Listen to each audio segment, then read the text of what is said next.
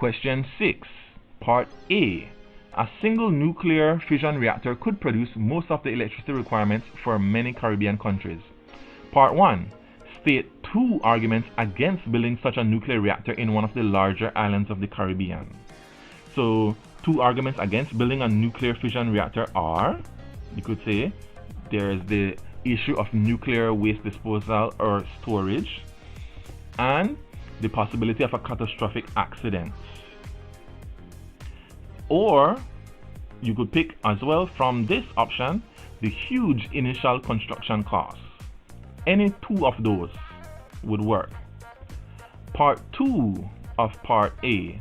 Give 1 argument to support the building of such a reactor to produce the electricity required for an island. You could say 1 argument to support the building of a nuclear fission reactor to produce the electricity required for an island is a very small amount of nuclear fuel will consistently generate a very large amount of electricity. Part B. Part 1. Define the term radioisotope. So a radioisotope is an unstable form of a chemical element that releases radiation as it breaks down and becomes more stable. Part 2 of Part B. Radioisotopes have useful applications in the fields of medicine, agriculture, and industry. Choose 2 of the fields above and describe 1 useful application of radioisotopes in each. So you could say, let's go for medicine.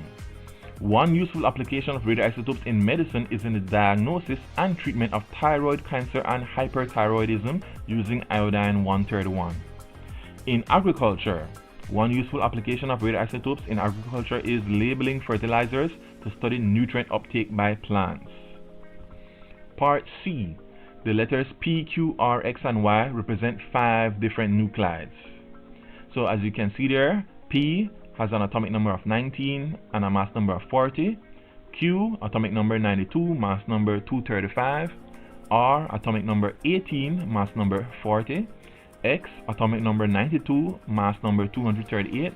Y, atomic number 19, mass number 39. We were to determine, Part 1, which nuclides have identical mass numbers. So, identical mass numbers would be P and R. Both of them have 40. Part 2, how many neutrons are in the heaviest nuclide?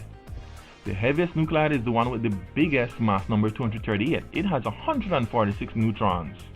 How do I determine that it's 146? Well, showing my working is 238 minus 92. The mass number minus the atomic number will give me how many neutrons there are, which is 146. Part 3, which pair of nuclides are isotopes? So you could say P and Y are isotopes. Both of them have the same atomic number but different mass numbers, right? Isotopes are 2 atoms of the same element that have different amounts of neutrons. So P and Y are the same element with the same atomic number 19, but they have different amount of neutrons, in other words different mass numbers 40 and 39. You could have also used Q and X because they have the same atomic number again but different mass numbers. Part D. In an experiment to determine the half-life of a radioactive isotope, the initial count rate of 16,000 counts per minute was recorded. After 100 seconds, the new count rate was 1,000 counts per minute. Use the information given to calculate the half-life of the isotope for 4 marks. So, half-life is how long it takes for the activity or count rate to decrease by half. So we take the 16,000 divided by 2, that will give you 8,000. 8,000 divided by 2 gives you 4,000. 4,000 divided by 2 gives you 2,000. And 2,000 divided by 2 gives you 1,000. So that is 4 half-lives. Now if that took 100 seconds, then the value of the half-life will be 100 seconds divided by 4, which gives you 25 seconds. And that's question 6.